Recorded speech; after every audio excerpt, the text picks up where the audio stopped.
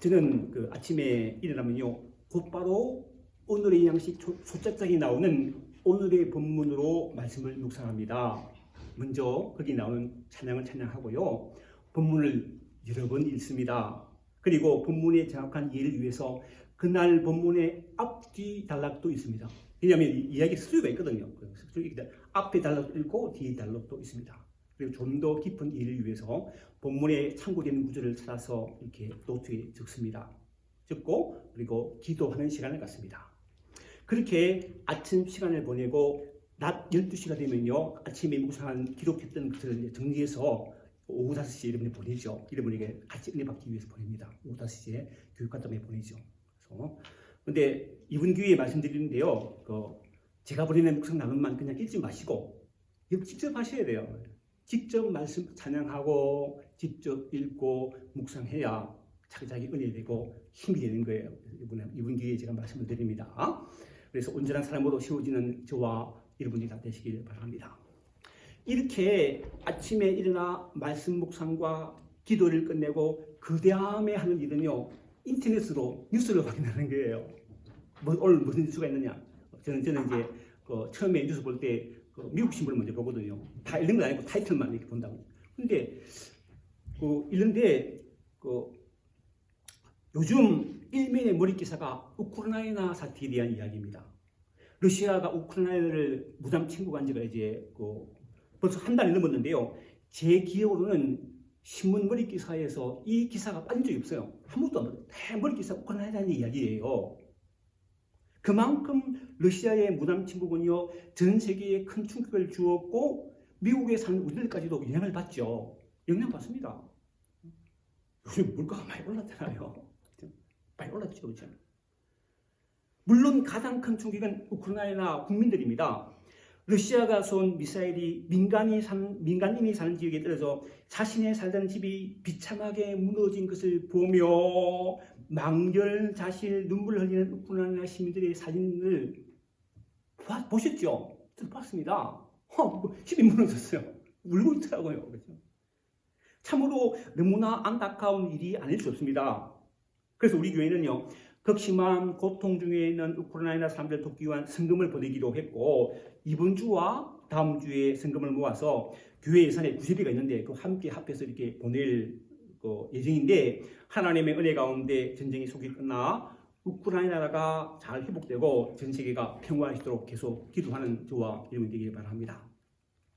우리가 오늘 읽은 예레미야 예가는요, 5장으로 되어 있는데 BC 586년 바벨론에 의해 이스라엘 백성들이 그렇게 중하게 여기는 예루살렘의 성전이 무너지고 예루살렘이 완전히 폐허가 된 채 수많은 백성들이 포로로 끌려간 민족적인 비극을 선지자 예레미야가 큰 비탄에 잠겨 노래하고 있는 것이 오늘 예레미야의 내용이에요. 예레미야 예가라는 말은요, 선지자 예레미야가 부른 슬픈 노래라는 의미인데, 이는 단순히 예루살렘의 비극적인 멸망을 되새기려는 목적에서가 아니라 하나님의 준엄하신 심판의 근본적인 목적이 무엇인지를 분명히 밝히기 위해 쓰여진 것입니다. 다시 말해서 유다 백성들로 하여금 하나님을 떠나 우상을 섬겼던 과거의 죄를 되돌아보고 돌이켜 회개함으로써 어떤 상황에 처하더라도 여호와 하나님을 향한 신앙을 버리지 않게끔 하도록 격려하기 위해 서있다는 거예요. 비탄의 삶에 노래하지만 격려하기 위해 서있다는 거예요. 그래서 1장 1절로 3절 말씀을 제가 읽어보겠습니다. 들어보세요. 들어보면 슬프다 이 성이요.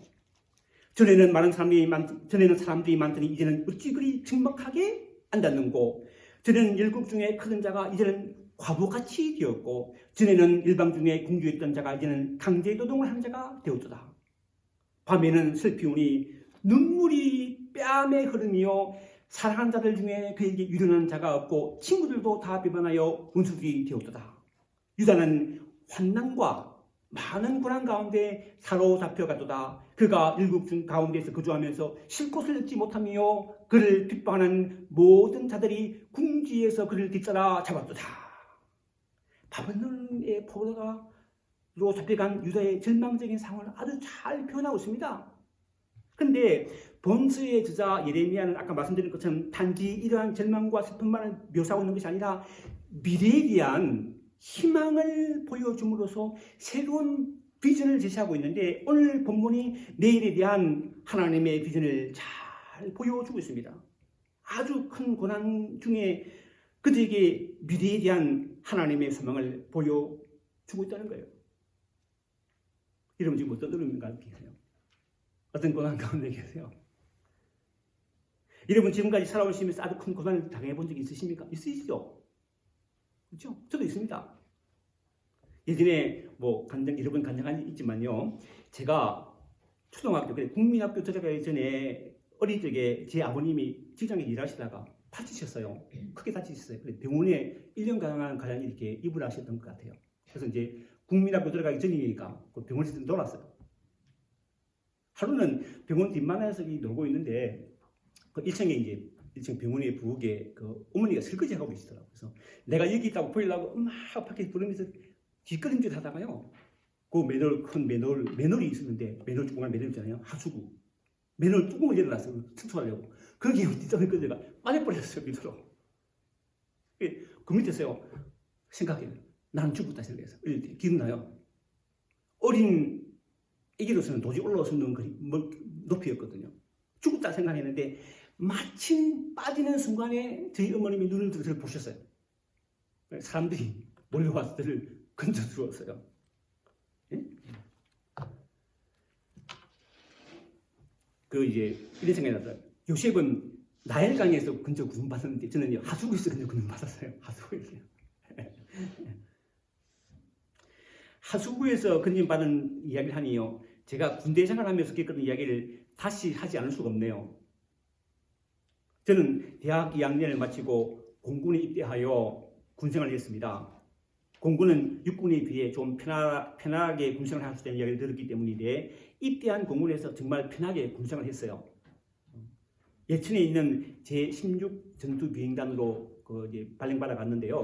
그 시설대에 배치했더니 그 시설대에 뒤에 분이 제 고등학교 선배님이시더라고요. 딱 픽 딱 돼가지고요.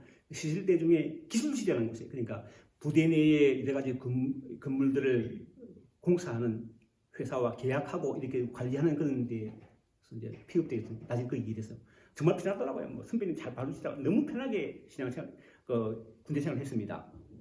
그런데 낮에는 편하게 일을 마치고 저는 4분 만에 들어가면 힘들었어요. 힘들었습니다. 뭐 지금은 잘 모르지만 그때는 20명도 되는 그 내부반 미원들이 뭐 2등병에서부터 병장까지 이게 미용을 생활했거든요. 근데 거기에 하사관 한 사람이 있었어요. 보통 하사는 이제 그 계급은 높지만 병장들보다 나이가 어리고 좀 경험이 적은 사람이거든요. 그래서 그런데 이 병장하고 하사관에 깔벽이 있었어. 근데 그때 우리가 있던 하사가 조금 그 병장을 좀 인정해줘야 되는데 까칠하게 굴었어. 근데 병장한테 명이 내려왔어요. 손 좀 봐주라는 명이 내려왔어요.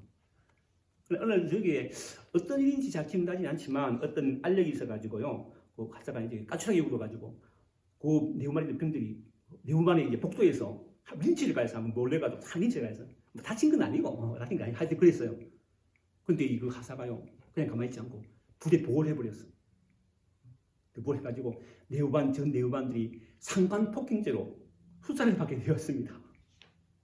수사를 받게 되었어요. 그래서 그 중에서 제가 저는 상등병 고참하고 제일 고참하고 제가 1등병이 고참이었거든요. 두 사람이 대표로 구속됐어. 부분에 가지고 구속돼가지고 재판받고요. 징역 1년에 집행유예 1년 6개월 받고요. 나왔습니다. 야, 내가 세상에 내가 법원에 가지고 재판받고 징역 1년에 집행유예 1년 6개월 받을 줄은 뭘 어떻게 알았겠습니까?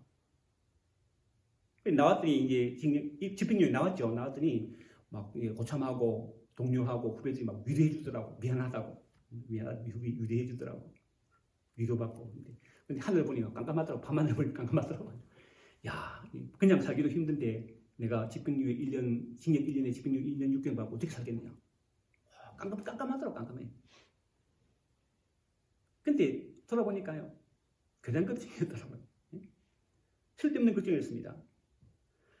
저는 그 사건을 계기로 1등병 되니까 막 얼마나 편하니까 교회 잘 안 나갔다 처음 나가다가 교회 잘 안 나갔거든요. 다시 마음을 고쳐먹고 교회 열심히 나가 신앙생활 열심히 했거든요. 열심히 했습니다. 그리고 아무런 문제 없이 군 복무를 마쳤고 대학으로 돌아와서 공부를 마친 후에 곧바로 대학 졸업하자 곧바로 기업에 취직을 했고 또 지금 아내와 결혼을 해서 결혼했습니다. 그 이야기 했어요. 안 하고 결혼한 거 아니고 결혼 이야기하고 결혼했습니다. 그리고 나중에 신학을 공부하고 복귀자가 되었잖아요. 그런데 오늘 본문의 예레미야가 그러했다는 거예요. 자신의 족 유다가 바벨론의 나라가 멸망하고 많은 유다인들이 포로로 끌려가는 큰 고난을 당한 것을 보면서 아주 큰 낙심이 되었다고 무려 8장에 걸쳐서 고백하고 있는 것입니다. 낙심된다는 거예요. 낙심되지. 그런데 놀랍게도 오늘 읽은 본문에서 자신 낙심이 오히려 복이 되었다고 합니다. 낙심이요 소망이 되었다는 거예요. 그 이유는요 한 가지. 여호와의 인자와 긍휼이 무궁하기 때문이라고 합니다. 오늘 본문 19절로 22절 말씀 읽어보면요. 내 고초와 재난 곧 습과 담력을 기억하소서. 내 마음이 그것을 기억하고 내가 낙심이 되오나 이것을 내 마음에 담아두더니 그것이 오히려 나의 소망이 되어 사옴은 여호와의 인자와 긍휼이 무궁하심으로 우리가 진밀되지 아니함이니이다. 여러분 사람이 살면서요 자신이 경험한 고통과 아픔 그리고 실패를 기억하고 싶은 사람은 아무도 없습니다. 누군지 그걸 잊어버리고 싶어 하죠. 내가 과거에 산 고통, 아픔 잊어버리고 싶어 하죠. 그런데 이상하게도요 자신이 경험한 고통과 아픔 그런 실패는요 거의 자동적으로 기억되어지는 것 같아요. 이유가 없습니다. 시편 42편을 보면요 어떤 일로 큰 어려움을 당한 고라다손이 1절에서 하나님이여 사슴이 샘물을 찾기에 갈급함같이 내 영혼의 주를 찾기에 갈급하나이다라고 하나님을 찾고 있으면서도 불구하고 6절에 가서는요 내 영혼아 네가 어찌하여 낙심하며 어찌하여 내 속에서 불안해하는고라고 합니다. 운수에게 쫓기던 고라 자손이 시편 43편 1절에서 하나님이여 나를 판단하시되 경건하지 아니한 나라에 대하여 내 송사를 변호하시며 간사하고 불의한 자에서 나를 건지소서라고 하나님께 기도하면서도요 5절에 가서는요 내 영혼아 네가 어찌하여 낙심하며 어찌하여 내 속에서 불안해하는가라고 고백합니다. 이처럼 성경에 나오는 믿음의 사람들도 자신의 인생에 닥친 불행한 일로 어려운 일로 낙심하며 불안해했다는 것을 알 수 있습니다. 불안했다는 거죠. 믿음이 있다고 불안해 않는 거 아닙니다. 불안합니다. 믿음이 있어요. 믿음이 있어도 염려됩니다. 믿음이 있으면 아무도 염려 안 될 것 같아요. 그렇지 않다는 거예요. 그런데 그 다음이 중요하다는 그 다음이 그들은 즉 믿음의 사람들은 불안해하면서도 한결같이 하나님께 소망을 둔다고 고백하고 있습니다. 그게 다른 점이에요. 방금 언급한 42편 5절 6절 하반절 말씀 보면요. 너는 하나님께 소망을 두라. 그가 나타나 도우심으로 말미암아 내가 이전히 찬송하리로다. 내 하나님이여 내 영혼이 내 속에서 낙심됨으로 내가 유단 땅과 헬몬 산과 미사탄 되어 주를 기억하나이다. 시편 43편 5절 하반절도 마찬가지입니다. 내 영혼아 네가 어찌하여 낙심하며 어찌하여 내 속에서 불안한가 라고 하면서도 너는 하나님께 소망을 두라. 그가 나타나 도우심으로 말미암아 내 하나님을 유성히 찬송하리로다. 이런 시편 기자의 고백처럼 하나님을 떠나 우상을 섬긴 채로 유다가 바벨론에 의해 멸망당하고 포로 잡혀가는 큰 고통을 당했지만 예레미야 선지자는 오직 하나님의 크신 사랑 때문에 결코 진빌되지 아니한다고 고백합니다. 이 비절을요 현대인의 성경이 이렇게 표현했더라고요. 읽어보면요 여호와의 큰 사랑 때문에 우리가 수밀되지 않았으니 그의 자비가 영원하구나. 다시 읽어볼까요?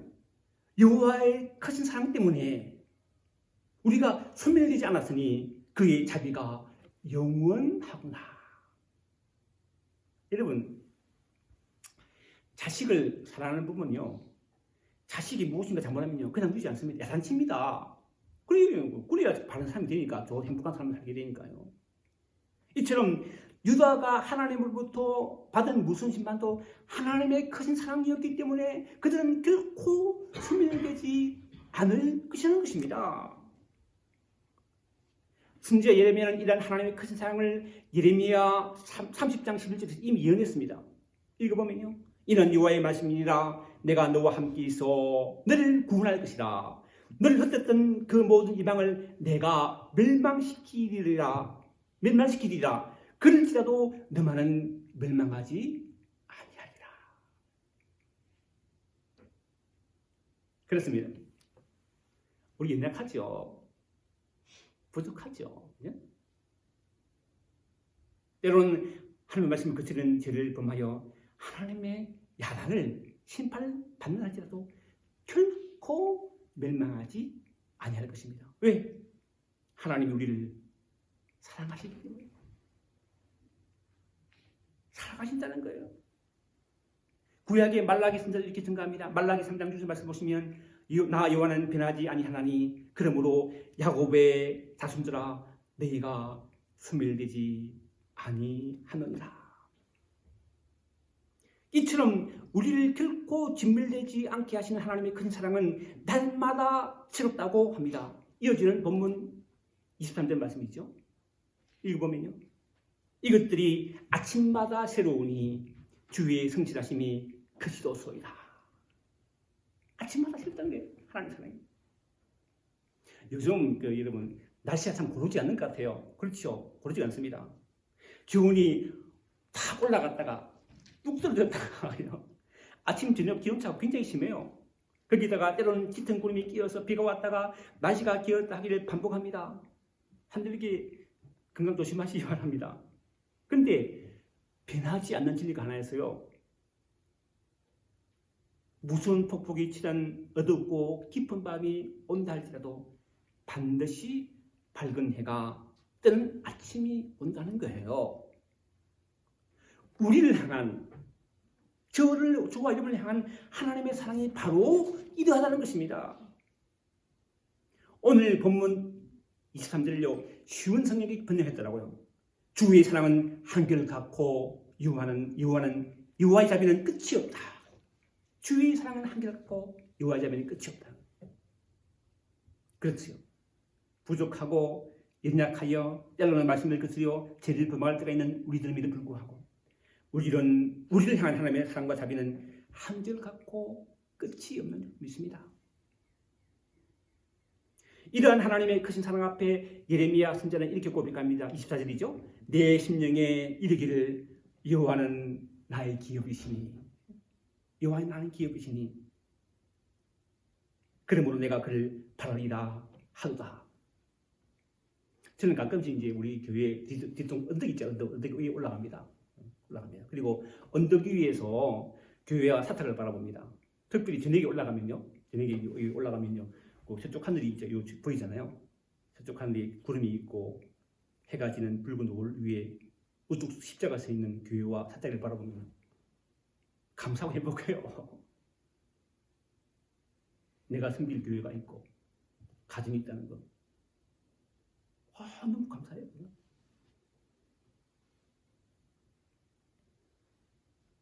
이런 분들도 그런 마음을 가질 때가 있을 것으로 생각하시는데 하나님의 사람 다윗도 이렇게 고백합니다. 시편 16편 5절 6절 말씀을 보면요. 여호와는 나의 사랑과 나의 잔의 소득이시니 나의 분깃을 지키시나이다. 내게 귤로 지어준 구역은 아름다운 곳에 있으며 나의 기업이 실로 아름답도다. 내가 섬길 교회가 있고 가정이 있고 일터가 있는 것 얼마나 감사합니까? 그렇죠? 비단 우리가 섬기는 교회에 살 수 있는 집을 허락해 주시는 복만 하나부터 받은 것이 아닙니다. 아삽은 이렇게 고백하고 있기 때문입니다. 시편 73편 26절 말씀 보면요. 내 육체와 마음은 쇠약하나, 그죠? 내 육체와 마음은 늙어지죠. 쇠약하나 하나님은 내 마음의 반석이시요 영원한 불이시라. 하나님은 내 마음의 반석이시요 영원한 불이시라는 아삽의 고백이요 우리 믿음의 고백이 되기를 바랍니다. 이어지는 본문 25절 말씀입니다. 기다리는 자에게나 구하는 영혼들에게 여호와는 선하시도다. 현대인의 성경은 이렇게 번역했어요. 여호와께서는 자기에게 희망을 걸고 자기를 찾는 자에게 은혜를 베푸시나니. 현실이 힘들고도 괴로워도 고통스러워도 여호와를 바라고 희망을 걸으라는 거예요. 그렇죠? 말씀을 전하는 목회자인 제가 여러분에게 꼭 들려주고 싶은 하나님의 말씀을 아무리 잘 준비해도 여러분이 마음을 열고 받으려고 하지 않으면요 줄 수 없습니다. 그래서 반면에 여러분이 마음을 열고 받으려고 하면 저는 하나님으로부터 받은 말씀을 남김없이 전하기 바라는 것이죠. 제가 말씀을 제일 전한다는 얘기는 아닙니다. 우리 교회에 우리 형편에 맞는 말씀을 이렇게 전한다는 거예요. 우리를 향한 하나님의 마음이 바로 그렇다는 것입니다. 이러한 하나님의 마음을 잘 헤아린 다윗은 큰 아들 압살롬의 반역으로 자신의 인생에 큰 어려움을 당할 때 이렇게 기도합니다. 아들이 반역했어요. 이렇게 기도합니다. 시편 27편 7절 9절 말씀인데요. 여호와여 내가 소리내어 부르짖을 때에 들으시고 또한 나를 긍휼히 여기사 응답하소서. 너희는 얼굴을 찾아라 하실 때에 내가 마음으로 죽기 말하되 여호와여 내가 주의 얼굴을 찾으리다 하였나이다. 주의 얼굴을 내게서 숨기지 마시고 주의 종을 노하여 버리지 마소서. 주는 나의 도움이 되셨나이다. 나의 구원의 하나님이시여 나를 버리지 마시고 나를 떠나지 마소서. 이렇게 기도한 다윗은요 시편 27편 마지막에서 이렇게 우리에게 이렇게 고민합니다. 14절 말씀 보시면 너희는 여호와를 기다릴지어다. 강하고 담대하며 여호와를 기다릴지어다. 오늘 선지자 예레미야도 이렇게 증가하면 26절이죠. 마지막 말씀이죠. 사람이 여호와의 구원을 바라고 잠잠히 기다림이 좋도다.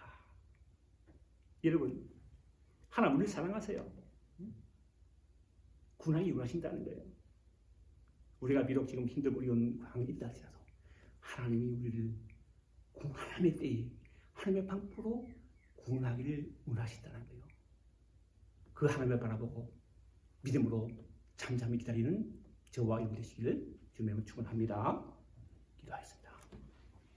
우리를 주에서 구원하기 위해 독생자를 십자가에 못 박게 하신 유 하나님의 그 사랑을 기억하고 때로는 힘들고 어려운 일이 있다 할지라도 여호와의 구원을 바라고 잠잠히 믿음으로 기다리는 저를 될 수 있도록 우리를 인도하여 주옵소서. 예수님의 이름으로 기도하옵나이다. 아멘.